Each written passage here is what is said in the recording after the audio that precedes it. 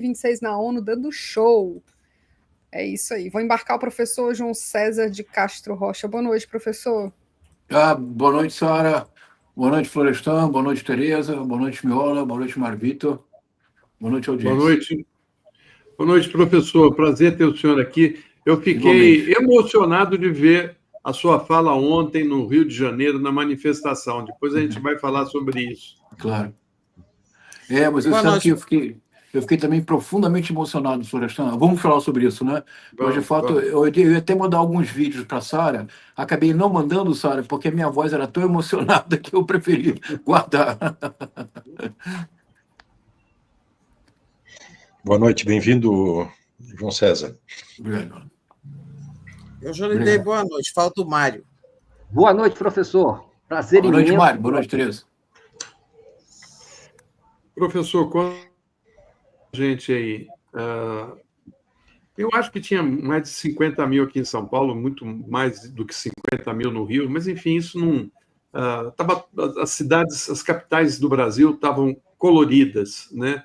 Salvador, Recife, Fortaleza, Curitiba, Florianópolis, né, que foi uma surpresa, Vitória, enfim, o povo foi para a rua. A esquerda está retomando as ruas. Você acha que algo vai mudar nessa situação que a gente estava vivendo? Você acha que isso é um sinal de que a esquerda acordou, a população acordou?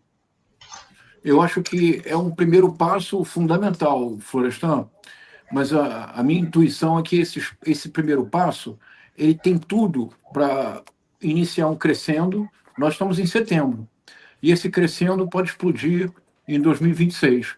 Mas me parece que será rigorosamente fundamental para que esse crescendo aconteça, que haja, por parte do governo da Frente Ampla, algumas sinalizações muito claras. O que eu quero dizer com isso é que, por exemplo, ontem, aqui em Copacabana, houve dois aspectos simbólicos que realmente foram muito importantes. O primeiro deles é que a manifestação foi no posto 5. Geralmente, as manifestações do PT ou da esquerda no Rio de Janeiro acontecem no Leme, que é na outra ponta. O posto 5, que é um reduto de aposentados e de muitos militares, sempre foi o reduto do bolsonarismo. E todas as manifestações bolsonaristas às quais eu fui, todas foram no posto 5. Ontem, o fato de que a decisão tenha sido pelo posto 5 foi uma aposta arriscada, porque a comparação com as manifestações bolsonaristas seria propriamente fotográfica, porque é o mesmo local, são as mesmas ruas, ali na vizinhança entre Sá Ferreira e Bolívar, é ali que os bolsonaristas sempre estiveram. Foi ali que a decisão de ocupar, aí, olha, é esse posto 5, foi aí a decisão de ocupar. E veja que aí, Florestan, é importante. A manifestação mesmo acabou por volta das 17h30, 17 horas. A multidão continuou presente. Então, o espaço ocupado foi o espaço que, desde 2018, já era consagrado como bolsonarista. E a comparação é fotográfica, é muito expressiva. 2, algo que, de fato, isso me comoveu muito também, acho que a todos nós, no Brasil todo. E na Paulista, então, houve algo muito bonito, que é justamente esse contraste, que foi aquela bandeira brasileira gigantesca na Avenida Paulista, como contraste com a bandeira norte-americana. É que ontem, Florestan, desde 2018, nós devemos confessar que nós tínhamos uma certa vergonha de usar a camisa verde e amarela, não é verdade? Porque nós pensávamos, vão achar que eu sou bolsonarista. Ontem, eu vi as pessoas utilizando camisa do Brasil, usando bandeira do Brasil como turbante, as pessoas abraçadas na bandeira, eu fico até arrepiado aqui, ó. As pessoas abraçadas na bandeira do Brasil. Eu fui com meu filho, Tereza, e foi simpático, muitas pessoas vinham falar comigo, foi muito simpático. E uma pessoa deu um presente para o meu filho. Era o que de melhor essa pessoa podia oferecer para o meu filho, que sempre me acompanha. O que ele ofereceu, Tereza, para o meu filho? Olha que bonito. Está aqui em casa, uma bandeira do Brasil. Olha que bonito. Meu filho tem 7 anos. Ele pegou a bandeira e falou, pai, é a bandeira do Brasil. Eu falei, pois é, filho, ela é nossa. Então são dois fatos simbólicos que me comoveram muito. A ocupar o posto 5 é como dizer, a praia ela não tem dono. O posto 5 não é reacionário. O posto 5 não é da extrema-direita. 2, a camisa verde e amarela, as cores verde e amarelas, que, aliás, o Caetano Veloso e eu acho que o Gilberto Gil ou o Chico Buarque tinham verde e amarelo. Então, acho que são dois fatos simbólicos fundamentais. E uma coisa para concluir, Florestan, para a gente dialogar mais. Vocês sabem que eu frequento as manifestações bolsonaristas desde 2018. Meu Deus do céu. Por isso que eu estava também tão comovido, Florestan, que eu já sofri muito. Nas manifestações bolsonaristas, o único momento em que há um uníssono, você percebe um circuito correndo na multidão, é quando você ataca alguém. Quando você diz que Lula, seu lugar sabemos o que eles dizem. Ou quando eles atacam o Alexandre de Moraes. A única coisa que realmente mobiliza aquela massa bolsonarista, Florestan, Tereza, acredite, Mário Vitor, é o ódio, é o ataque, é o ânimo de destruição. Ontem, ali, essas 50, 60 mil, me entusiasmei, falei milhão, essas 50, 60 mil pessoas, nós estávamos reunidos por amor verdadeira à pátria e por amor real à democracia. E todos juntos, todos nós cantávamos, dançávamos, festejávamos. É outra atmosfera, outra vibração. Se nós levarmos adiante essa atmosfera e essa vibração, eu acho que em 2026 o presidente Lula corre o risco de se tornar o primeiro Bento Santiago bem-sucedido da política brasileira. Tereza? Professor, você fala que a tradição é da esquerda fazer atos no Leme, mas antes nem no Leme né? A esquerda nunca foi de fazer manifestação na Zona Sul, no Rio. Ela preferia ou a Candelária ou a Cinelândia. Né? É verdade. Depois, quando o bolsonarismo começa a usar Copacabana, é que houve assim, então vamos fazer no Leme. Foram feitas algumas manifestações no Leme. Mas a coisa que realmente mais me emocionou foi a reconquista de Copacabana. Claro que tudo foi bacana, São Paulo foi, Brasília, que também... Olha, 7 de setembro a gente fez um ato pífio aqui, sim... Miola, você está falando que está em Porto Alegre, mas você continuou em Brasília e você foi a Brasília, né? Não, eu estou em Porto Alegre. Estava em trânsito ontem, Tereza. Você estava em trânsito. Só vi Brasília no início da mobilização e depois estava em avião. Cheguei aqui no final de Porto Alegre. Você voltou. Voltou sem pagar o café, tá? Pois é, Brasília lavou a alma, porque nosso 7 de setembro foi horrível. Né? Mas então foi tudo assim, o fato de todas as capitais terem feito manifestações foi, né, assim, nossa, promissor, né? Mas sobretudo reconquistar Copacabana, né? Eu achei isso assim, o mais simbólico de tudo, e desse jeito que você falou, fazendo no posto 5 e não lá, né? Agora, não sei. Pode ser suspiro, foi um suspiro, ou será que tem fôlego, tem push esse movimento para ir até 2026, como você falou? Vamos ver, né? Mas eu também sou otimista como você, eu acho que tem gás aí e que a gente pode atravessar para o ano que vem nessa acumulação de forças, né, para o ano que vem. A coisa mais legal, viu, João? A coisa mais legal é você fazer uma manifestação, Tereza, com aquele calor e ter o mar na frente, você poder tirar a roupa, né, ficar de shorts e dar um mergulho e voltar para... E, Florestan, sabe que ontem aconteceu uma coisa que isso eu não vi nem mesmo na manifestação bolsonarista que mais me inquietou, que foi de 7 de setembro de 2021. Isso eu mandei para a Sara, daqui a pouco ela vai mostrar. É que, Tereza, naquele ali entre Bolívar, Sá Ferreira, ali o posto 5, estava tão cheio a Atlântica, tão cheio. Eu estava com meu filho, eu fiquei preocupado, eu falei, eu vou um pouco para a areia para fugir. Florestan, a manifestação se espraiou para as areias da praia.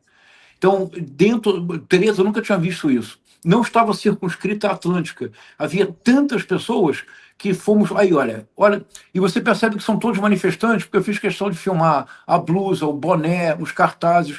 Percebe que bonito, Florestan? A manifestação estava tão lotada que foi para as areias. Aí, de fato, tinha alguns manifestantes que tiravam a blusa e davam mergulho na praia e voltavam para se manifestar. Ou seja, havia uma certa alegria, uma alegria de estar juntos. Nós não atacamos ninguém. Não era necessário atacar ninguém. Nós defendíamos a soberania, a democracia. E quando você me permite, Florestan, eu fiz uma brincadeira dizendo que o presidente Lula seria o Bento Santiago bem-sucedido. Eu explico para a nossa audiência. Bento Santiago é o personagem do Dom Casmurro, que eu acho a obra-prima do Machado de Assis. E o Bento Santiago tinha um projeto que era insensato.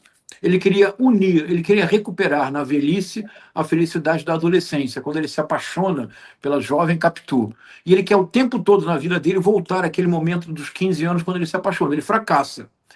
Eu estou propondo, Tereza, que o Lula será o primeiro Bento Santiago bem-sucedido da política brasileira. O que eu quero dizer com isso é que eu começo a sentir um certo clima em conversas, em manifestações, vendo as pessoas. Eu acho que o presidente Lula começa a reunir condições para talvez conseguir o improvável, que seria, na última eleição, matar as pontas de maneira bem-sucedida. 2026, Tereza, não me parece totalmente absurdo imaginar que se o governo da Frente Ampla compreender, e eles são bem melhores do que eu para isso, mas se eles compreenderem que a mensagem das ruas é muito clara, o que as ruas desejam é um governo que não apenas apoie democracia formal, mas também democracia enquanto acesso a direitos. Se o governo conseguir levar adiante o imposto, a isenção do imposto de renda, a taxação, que na verdade é modesta, mas já é algo, é um começo, a taxação dos mais ricos, se o governo apoiar o fim da escala 6x1, ou seja, se houver pautas que realmente mobilizem a população para ir às ruas, não apenas para defender uma democracia abstrata, mas uma democracia que implique melhorias efetivas do cotidiano, o que aconteceu nos 2 primeiros governos do presidente Lula. Olha, Mário Vitor, Miola, eu não ficaria totalmente surpreso se o presidente Lula conseguisse, em 2026, o que ele nunca conseguiu até agora, que é ser eleito no primeiro turno. Mário. Professor, como mudou o seu comportamento? Você falou que se sentiu bem de uma manifestação multitudinária em defesa da soberania, das causas dos progressistas. Como mudou sua atitude? Você manteve os mesmos olhos observantes ou você se engajou, rasgou a fantasia e foi no meio do povo gritar a palavra de ordem? Pois é, Mário Vitor. Pois é, você sabe que o Florestan me pediu, eu ia separar vídeos para mandar para a Sara. Eu só consegui mandar 2, porque em todos os outros, em alguns eu estou profundamente emocionado, nos outros eu participo completamente da manifestação. Então, em termos, não seria útil para vocês mostrarem a minha emoção. Mas a minha participação foi de fato, Mário Vitor, depois de 7 anos exposto às manifestações bolsonaristas, foi uma felicidade imensa. Eu fiquei ainda mais feliz porque eu levei meu filho, porque era um ambiente pacífico, tranquilo. Eu levei meu filho, ele pela primeira vez participou de uma manifestação, e ele me perguntava assim, Tereza, papai, o que é soberania? Porque todo mundo dizia, claro. Né? Ou então, na hora do sem anistia, ele também, sem anistia, sem anistia. Aí ele perguntou assim para mim, mas pai, o que é anistia? Então foi um misto de participação com muita emoção. Eu fiquei realmente muito comovido, Mário Vitor, porque eu vi o que estava comentando com a Tereza e com o Florestan. O que eu vi ontem não foi apenas algo que se esgota em uma plataforma contra a PEC da bandidagem. Eu vi ontem um desejo real de lutar por algo que nós devemos lutar sempre, que é transformar o Brasil de país bem-sucedido numa nação fraterna e solidária. Ainda não conseguimos. Eu acho que talvez estejamos começando uma longa caminhada, mas é passo a passo sempre. Obrigado, professor. Miola. O João César, no itinerário inicial que o Florestan fez, ele não incluiu aqui a minha capital gaúcha, Porto Alegre, e outras tantas cidades, Salvador foi belíssimo, Brasília também, acho que o Florestan não passou. Não, eu falei de Salvador, eu não falei de Brasília. Então, de maneira geral, o balanço que se faz ele é extremamente positivo, não só pela quantidade de pessoas, mas pelo tipo de manifestação que a gente observou, que eu posso testemunhar aqui de Porto Alegre, né, que além de ter setores geracionais distintos, sobretudo grandes presenças de juventudes, né, o que sempre era uma queixa muito frequente, a ausência das juventudes nessas grandes iniciativas, mas também segmentos não vinculados exatamente aos partidos políticos progressistas de esquerda, né, e também um ambiente de muita heterogeneidade. Né? Eu te pergunto o seguinte, e um modelo também de ato, que não é aquele discursivo, pelo menos aqui em Porto Alegre, pelo pouco que eu peguei e consegui acompanhar, não era aquele discursivo de um palanque estático. Inclusive foi feita uma marcha, né, muito grande, circundando um parque que tem aqui na região central de Porto Alegre. Do teu ponto de vista, qual é o gatilho, né, para a liberação desta energia, que tal como nós estamos vendo? Evidente que assim, tem muitas coisas repugnantes, que repugnam muito, que aconteceu, o Congresso tem sido o centro, né, dessa repugnância que está sendo produzida, mas aqui tu atribuis esta eclosão dessa verdadeira liberação de uma energia até mesmo cívica, não é, e política, não é, e de busca da afirmação da cidadania no nosso país. Eu tenho a impressão, Miola, que foi uma resposta da sociedade. Opa! Filhão. Opa, boa noite! Dá um beijo aqui. Filhão, conta pra Tereza, você foi na manifestação ontem, não foi? Sim. Você gostou? Foi grande, né, filho? Né? Foi muito bom, né? Veio do futebol. Fala, filhão. Miola, me parece que a melhor maneira de responder a sua pergunta é ir adiante. Eu explico. Vejamos se você concorda. Eu acho que nós temos duas excelentes notícias. Uma, a manifestação. 2, a reação dos bolsonaristas.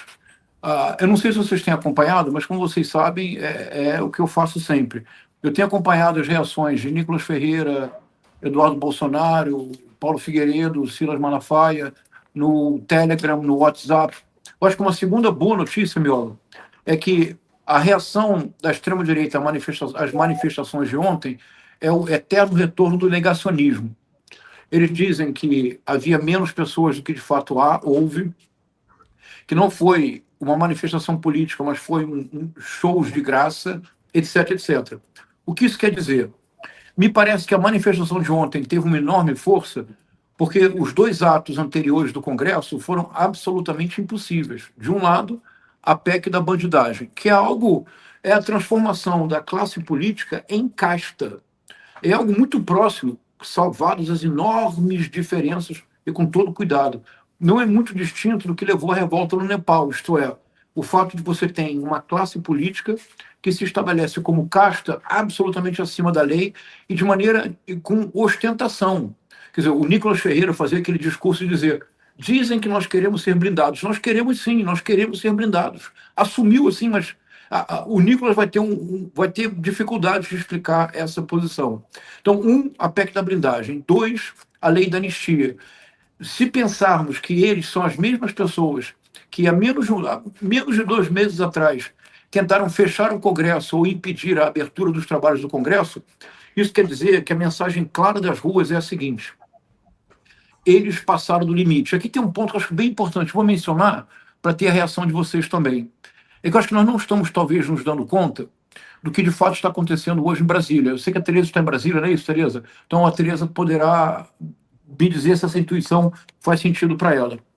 É que nos pareceu, com a tentativa de fechamento do Congresso, com a PEC da blindagem, com a lei da anistia, pareceria uma demonstração de força do Centrão.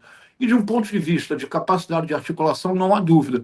Mas, Miola, me parece que não é tanto demonstração de força quanto sinal de alerta e, sobretudo, desespero. Isto é, com o avanço das investigações do Flávio Dino, do orçamento secreto, com o princípio das investigações dos descalabros do governo na pandemia, porque nós esquecemos, mas o Bolsonaro ser condenado pela tentativa de golpe é bom para ele. Ele poderia ser condenado pela morte de mais de 400 mil pessoas que se atribuem às políticas que ele adotou durante a pandemia. Então, me parece, na verdade, que o que está acontecendo com o Congresso hoje é um sinal de desespero. É um sinal de desespero porque a casa vai cair para muitos deles. Me parece inevitável, se as investigações avançarem no STF sobre orçamento secreto, muitos vão ter problemas reais com a Polícia Federal. Então, esse sentimento passou para a população de maneira talvez não explícita, não consciente, mas os que estavam na rua ontem, a indignação contra a tentativa do Congresso é muito grande. Me recordou algo que é muito importante. Nós já não somos tão jovens, lembraremos, talvez parte da audiência não. A campanha que eu acho mais emblemática do Partido dos Trabalhadores foi uma campanha em que o partido foi derrotado.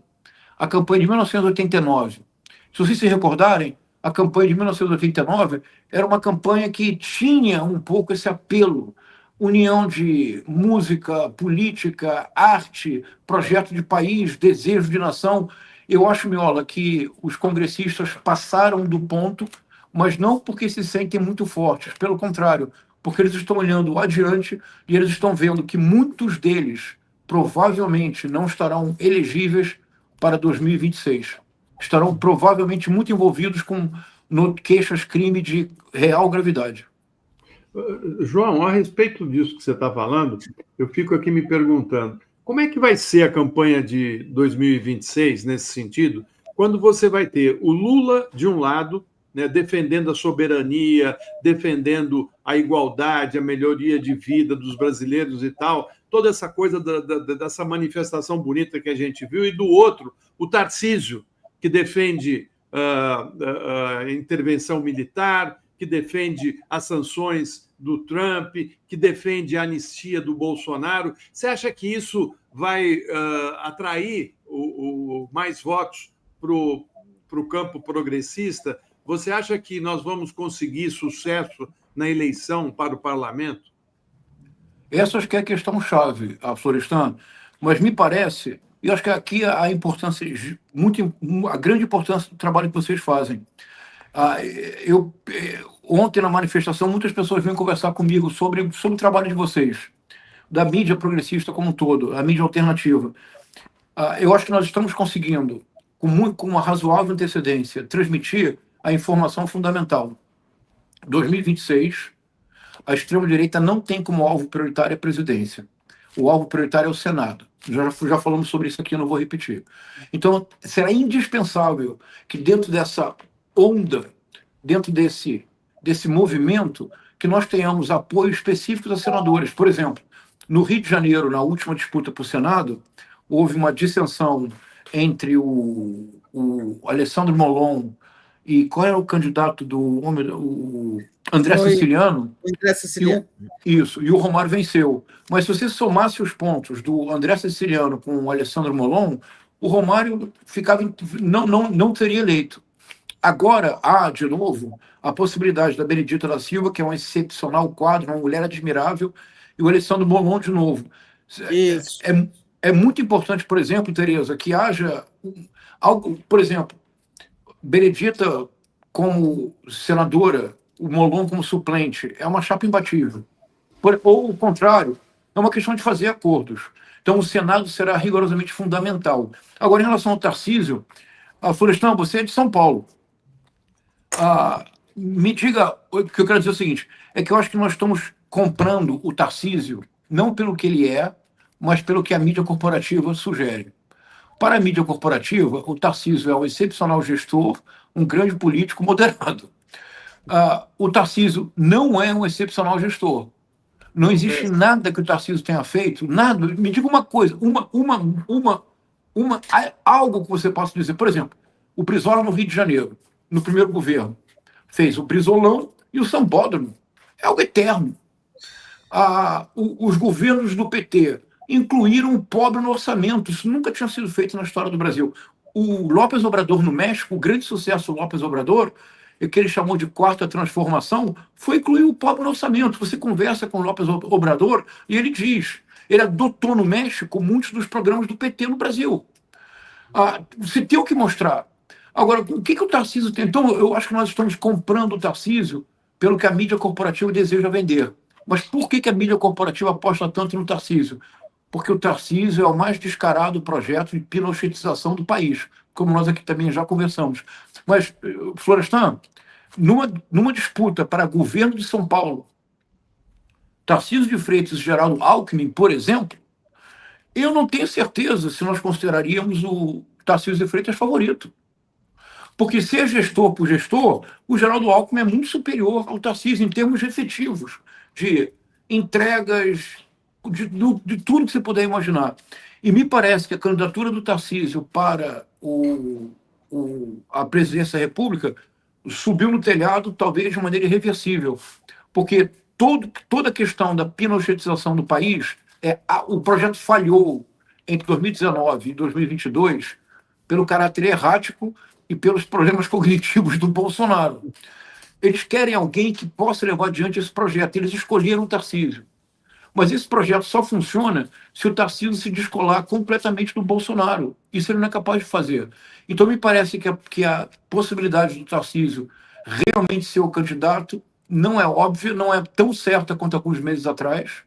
E mesmo em São Paulo, se ele enfrentar o Geraldo Alckmin, eu não sei se o Tarcísio derrota o Geraldo Alckmin em São Paulo numa disputa para o governo do Estado, sobretudo pela atitude do Geraldo Alckmin, tentando negociar melhorias daquele louco tarifaço do Trump e atitude subserviente do Tarcísio. Imagina numa campanha para o Estado de São Paulo você usar frases do Tarcísio, por exemplo: conhecemos a psicologia do Donald Trump, sabemos que ele gosta de ter vitórias para se exibir, vamos dar uma vitória para ele.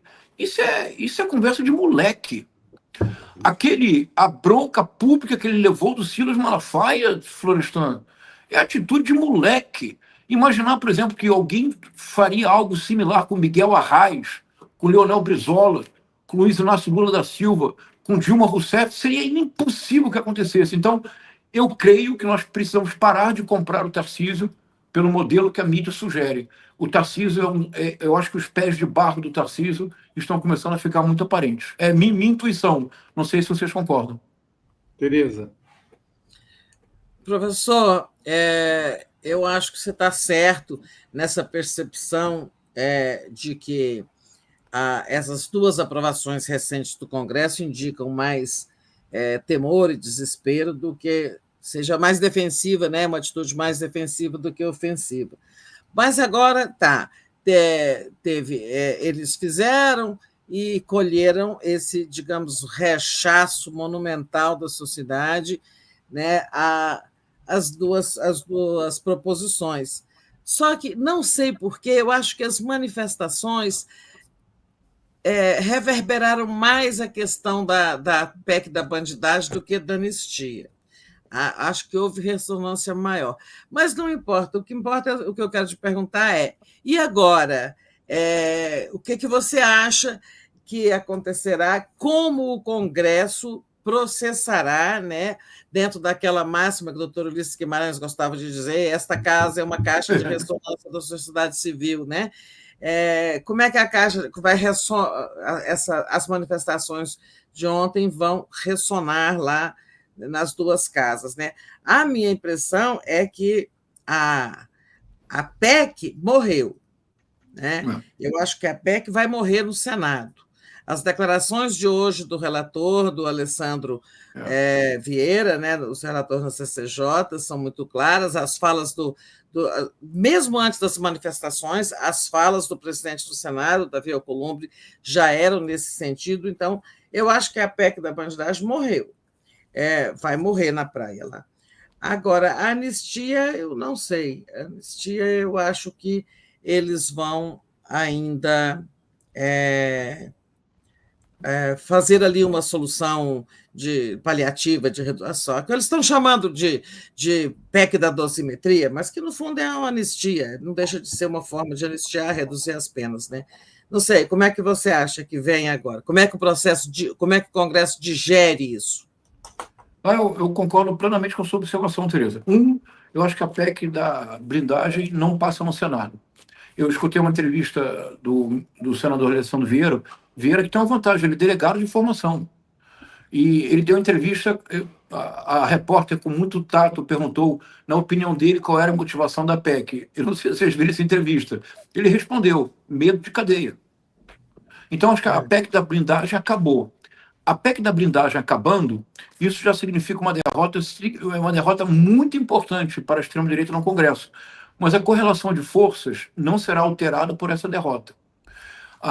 Concordo com você também, me parece que a anistia, tal como foi proposta, isto é, ampla, geral e restrita, e sobretudo eleitoral, de modo a contemplar Bolsonaro, perdeu completamente qualquer possibilidade, especialmente pela utilização, a utilização que o Donald Trump está fazendo da lei Magnitsky é tão absurda que o inspirador da lei Magnitsky deu uma entrevista para a BBC, que vocês devem ter visto, ele dizendo que ele estava horrorizado com o que o Donald Trump estava fazendo, porque a lei Magnitsky foi pensada com um objetivo e em nenhuma circunstância se supunha a utilização política, que é o que o Trump está fazendo.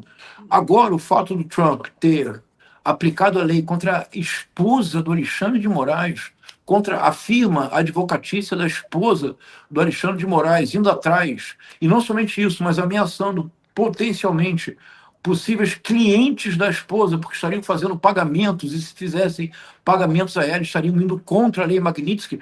É uma coisa tão draconiana, é tão absurda, é tão grotesco, que o risco real que se corre é que internacionalmente a lei Magnitsky perca qualquer importância. Embora, claro, do ponto de vista do dia a dia do ministro Alexandre de Moraes, será um inferno. Ele pode deixar de usar o WhatsApp, ele pode deixar de ter qualquer espécie de aplicativo da Apple. É um desastre do ponto de vista do cotidiano, mas que eu tenho certeza que ele superará. Agora, me parece, Tereza, que para o governo é muito importante que, sempre respeitando a correlação de forças, a tarefa de governar um país como o Brasil é imensamente complexa, não pode ser a tarefa de revolucionários de youtuber. Vamos agora resolver o problema, vamos fazer a Revolução Brasileira amanhã. Não é assim que funciona. Sempre respeitando a correlação de forças, eu acho que chegou a hora do governo partir para a ofensiva, porque daqui a pouco não dá mais tempo. Partir para a ofensiva, isto é, obter de fato a aprovação da isenção do imposto de renda, levar adiante a taxação dos mais ricos, entre outras medidas. Se vocês me permitem, deixa eu fazer um outro comentário, até mesmo para escutar vocês. Eu imagino que vocês certamente viram a audiência com o Sidônio Paes. O SECOM é ministro ou secretário da SECOM? Tem estatuto de ministro, a SECOM? Ministro-chefe. Tá, obrigado. O ministro da SECOM, Sidônio Paes, participou de uma audiência com alguns bolsonaristas muito truculentos. Vocês assistiram? Vimos, nós passamos aqui até. Florestan, eu fiquei muito agradavelmente surpreendido pela atuação do Sidônio Paes, dono da situação, respondendo... Sidônio Palmeira, tá? Como? Sidônio Palmeira. Desculpe. Não, Sidônio Paes, claro. Obrigado. O Sidônio Palmeira. Eu fiquei muito agradavelmente surpreendido com a atuação dele. Dono da situação, deixando claro as inconsistências e absurdos do que os bolsonaristas diziam, sem baixar a cabeça em nenhum momento. E ele fez uma coisa... isso é algo que só professor de literatura percebe, ou então analista político como vocês. Vocês se deram conta que quando os bolsonaristas usavam uma linguagem chula, ou lançavam mão de argumentos absurdos e tentando ser muito agressivos, vocês se deram conta que ele deixou de chamá-los de Vossa Excelência e passou a chamar de você? E ria. E ele sorria. Isso, muito bom, não foi, Fulano? Então, imagina, está lá o deputado na frente dele e ele dizia assim, não, mas você... E dava um riso de deboche, como se dissesse. Isso é um absurdo. Por que eu trago o Sidônio Palmeira para esse momento da nossa conversa? Sempre respeitando a correlação de forças, que é extremamente desfavorável, mas eu acho que, para manter a chama acesa, o governo da Frente Ampla precisa tomar a iniciativa e precisa partir para a ofensiva. Precisa levar adiante alguns projetos e precisa comprar algumas brigas que são inevitáveis. A minha intuição, Florestan, é que se o governo da Frente Ampla, respeitando a correlação de forças, partir para a ofensiva, essa onda continua até 2026. Porque há muito nós estamos aguardando isto, uma derrota clara dessas pessoas que, com orçamento secreto, estão estabelecendo algo. Deixa eu dizer isso rapidissimamente, que nós, às vezes, perdemos a dimensão. Eu fiz uma pesquisa breve, nada de profundo, mas na história do parlamento moderno, da democracia liberal representativa, nos últimos 200 anos, não existe, em nenhum parlamento constitucional democrático do planeta Terra, não existe, Tereza, Miola, Florestan, Sara, Mário Vitor, não existe nada que se compare ao roubo escancarado do orçamento secreto. Nunca houve em nenhum lugar do mundo algo similar. Então, trazer à baila esses temas da maneira mais clara possível, apoiar o ministro Flávio Dino. Eu sei que o governo não pode fazê-lo de maneira, mas nós precisamos apoiar o ministro Flávio Dino. Se o governo partir para a ofensiva, eu creio que essa onda chega até 2026. Muito bom, João. Te agradeço muito. Foi muito, muito legal. o Muito day obrigado. after com você, né? Acho que a nossa audiência adorou, né? A audiência foi bem alta. Ah, que bom. E a Sara tem alguns apontamentozinhos aí. Tá. Mas, Florestan, se você me permite, depois de 7 anos de sofrimento, nós todos merecemos uma manifestação de sucesso, não é? É isso mesmo. E preferencialmente na praia, né? Assim, que foi o caso aqui de Fortaleza. Deixa eu mostrar aqui uma imagem de Fortaleza que eu tive a impressão, viu, Mário Vitor, que ele falou sem anistia. Olha só. Ah, no Rio falou-se muito, Florestan, em sem anistia. Mário Vitor também. Olha o filho da Sara. Ai, que Sim. bonitinho. Seu filho, Sara. É meu filho. Quando eu for Acho que foi sem Fortaleza, o anistia. João Vicente vai conhecê-lo. Luiz Inácio. ótimo. Luiz Inácio do Inácio. século XXI. Exatamente. A Reginalíssima fala assim, professor, impor, o que é isso aqui? Ministério da Saúde brasileiro. Ah, sim, ela está falando da restrição ao Padilha, né? De só poder circular por 5 quarteirões ali, como se ele tivesse uma espécie de coleira. Ele fez muito bem em não ir. Exatamente. É isso que eu estou dizendo, Florestan, a minha intuição é que, respeitando a correlação de forças, não é hora de baixar a cabeça. Sempre com senso de responsabilidade. A hora de fazer como o ministro Alexandre Padilha, parabéns a ele que se recusou a esse absurdo do Donald Trump. Se me permitem rapidamente, ontem, no memorial do Charlie Kirk, que obviamente eu assisti, longo, mas eu assisti, o Trump disse, o Charlie Kirk era um cristão que sempre dizia que nós devíamos perdoar os nossos oponentes. Ele interrompeu e disse, eu odeio os meus oponentes e tudo faço para destruir a vida deles. Florestan, Tereza, no memorial de uma pessoa. É uma coisa louca. Então, o ministro Alexandre Padilha agiu muito bem. Não é possível submeter-se a um tratamento desse. Perfeito. Pois é, falando ali nessas coisas lá do cassação do mandato do Eduardo, que não aconteceu até agora da Zambelli, né? E aí, agora à noite, há pouco, o líder do PT, o Lindbergh, entrou com mandato de segurança no Supremo para que o Supremo exija o cumprimento da ordem que ele, Supremo, deu para que a Carla Zambelli tivesse mandato cassado. E até agora nada, a Câmara está enrolando, abre um procedimento, não sei o quê, e ela continua lá. Né? E a Zambelli sendo cassada, nós estaremos livres do Paulo Belinski, porque ele foi puxado por ela. É verdade. E a Damares foi lá para a Itália para fazer uma visita de cortesia. Não. Ele se torna titular do mandato. Titular, eu achei que ele perdia o mandato. Claro. Ela sendo cassada, titular do mandato. Sim, ela sendo cassada, assume o suplente. Isso mesmo. O primeiro suplente é esse? Porque ela não está sendo cassada por algum crime eleitoral e que, portanto, teria que expurgar os votos dela na eleição. Ela está sendo cassada por crimes no curso do seu mandato. Obrigado pelo esclarecimento. Eu jurava que nós não faz o cálculo. Não se faz o cálculo entendo. Do quociente eleitoral. Bom, vamos então, encerrando, né? São Paulo é esse cara. Gente, rapidinho aqui, o pessoal tá pedindo para evidenciar, muita gente falando assim, olha, teve manifestação no interior do Rio Grande do Sul, não foi só em Porto Alegre, o pessoal de Curitiba foi sob chuva, o pessoal de Florianópolis foi com o governador mandando fechar ponte, assim, então a gente tem que ovacionar aqui. Paraty tinha uma multidãozinha em Paraty. Interior de São Paulo também. É isso aí, gente. Vamos dar um abraço pro João César e prosseguir. Obrigado, pessoal. Sempre uma alegria estar com vocês. Tchau, professor. Um abraço. Um abraço. Obrigado.